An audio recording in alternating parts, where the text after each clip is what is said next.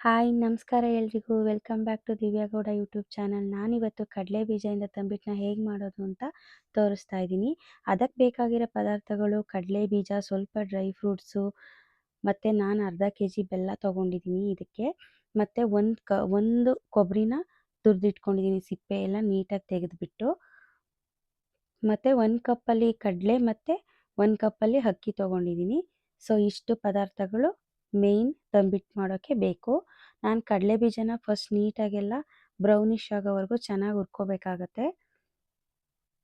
ಕಡಲೆ ಬೀಜ ಚೆನ್ನಾಗಿ ಹುರ್ಕೊಂಡು ಮತ್ತೆ ಅದನ್ನೆಲ್ಲ ನೀಟಾಗಿ ಸಿಪ್ಪೆ ತೆಗೆದು ಒಂದು ಲೇಯರೆಲ್ಲ ನಾನು ಉಜ್ಜಿಬಿಟ್ಟು ನೀಟಾಗೆಲ್ಲ ಕೇರ್ಬಿಟ್ಟು ಇಟ್ಕೊತೀನಿ.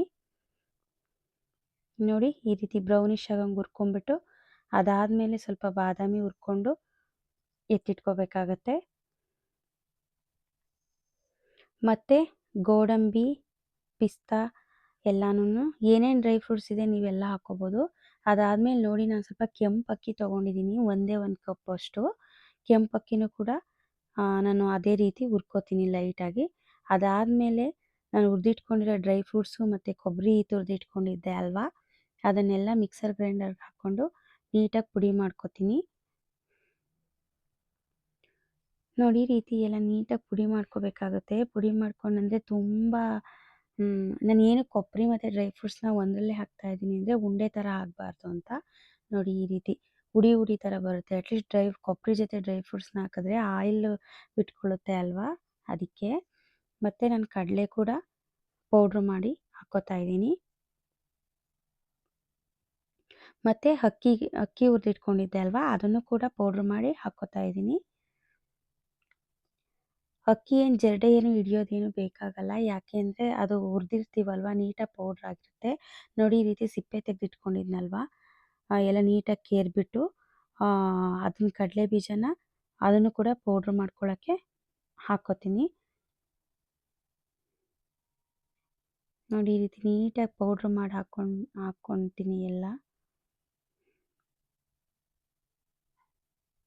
ಎಲ್ಲನೂ ಪೌಡ್ರ್ ಮಾಡಿ ಹಾಕ್ಕೊಂಡ್ಮೇಲೆ ಚೆನ್ನಾಗಿ ಮಿಕ್ಸ್ ಕೊಡಬೇಕಾಗತ್ತೆ. ಕಡಲೆ ಬೀಜ ಸ್ವಲ್ಪ ಆಯಿಲ್ ಕಂಟೆಂಟ್ ಇರುತ್ತೆ ಅಲ್ವಾ ಇದರಲ್ಲೆಲ್ಲ, ಅದಕ್ಕೆ ಹುರಿಗಡಲೆ ಮತ್ತು ಅಕ್ಕಿ ಹಿಟ್ಟು ಅದ್ರ ಜೊತೆ ಎಲ್ಲ ನೀಟಾಗಿ ಸ್ವಲ್ಪ ಮಿಕ್ಸ್ ಮಾಡಬೇಕಾಗತ್ತೆ. ಮತ್ತು ನಾನು ಅರ್ಧ ಕೆಜಿ ಬೆಲ್ಲ ತೊಗೊಂಡಿದ್ದೆ ಅಲ್ವಾ, ಅದನ್ನು ಕೂಡ ಕರಗ್ಸೋಕ್ಕೆ ಇಟ್ಕೊಂಡಿದ್ದೀನಿ ಸ್ಟವ್ ಮೇಲೆ. ಸೊ ಇದನ್ನೆಲ್ಲ ನೀಟಾಗಿ ಇವಾಗ ಚೆನ್ನಾಗಿ ಮಿಕ್ಸ್ ಮಾಡ್ಕೊಳ್ಳೋಣ. ಚೆನ್ನಾಗಿ ಒಂದು ಸ್ವಲ್ಪ ಎಲ್ಲನೂ ಬೇಕಾದ್ರೆ ಇದಕ್ಕೆ ನೀವು ಗಸಗಸೆ, ಯಾಲಕ್ಕಿ ಪೌಡ್ರು ಬೇಕಾದರೂ ಹಾಕ್ಕೋಬೋದು. ನಾನು ಅದನ್ನು ಸ್ಕಿಪ್ ಮಾಡಿದ್ದೀನಿ. ನಮ್ಮನೇಲಿ ಯಾಲಕ್ಕಿ ಫ್ಲೇವರು ಬಂದರೆ ತಿನ್ನಲ್ಲ ಅಂತ ನನ್ನ ಮಗ. ಸೊ ಇದು ಶಿವರಾತ್ರಿ ಹಬ್ಬಕ್ಕೆ ಅಂತ ತಂಬಿಟ್ಟನ್ನ ನಮ್ಮ ಕಡೆ ಈ ರೀತಿ ಮಾಡ್ಕೊಳ್ಳೋದು. ಇಲ್ಲಾಂದರೆ ಡ್ರೈ ಫ್ರೂಟ್ಸ್ನ ಜಾಸ್ತಿ ಹಾಕ್ಕೋತಾ ಇದ್ದೆ. ಸೊ ನೋಡಿ ಈಗ ಬೆಲ್ಲ ಎಲ್ಲ ಕುದೀತಾ ಇದೆ.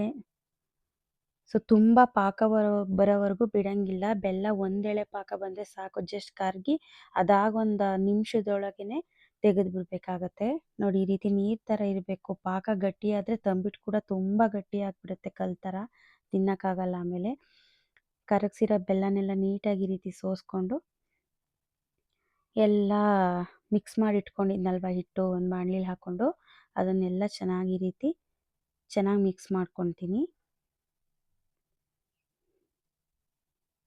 ಇನ್ನೂ ಬೇಕು ಅಂದರೆ ಪಾಕ ಮಿಕ್ಕಿರುತ್ತೆ ಅಲ್ವಾ, ಅದನ್ನು ಕೂಡ ಹಾಕ್ಕೋಬೋದು. ನೀವು ನೋಡಿಕೊಂಡು ಯಾವುದು ಕನ್ಸಿಸ್ಟೆನ್ಸಿ ಬೇಕೋ ಅದಕ್ಕೆ. ನೋಡಿ ಎಷ್ಟು ಸಾಫ್ಟಾಗಿದೆ ತಂಬಿಟ್ಟು, ಕಟ್ಟೋಕ್ಕೂ ಕೂಡ ಎಷ್ಟು ಚೆನ್ನಾಗಿ ಬರ್ತಾ ಇದೆ ಅಂತ. ಕೈಗೂ ಕೂಡ ಸ್ವಲ್ಪನೂ ಅಂಟ್ಕೊಳ್ಳಲ್ಲ, ಆ ರೀತಿ ಆದರೆ ಪರ್ಫೆಕ್ಟಾಗಿ ಬಂದಿದೆ ತಂಬಿಟ್ಟು ಅಂತ. ನೋಡಿ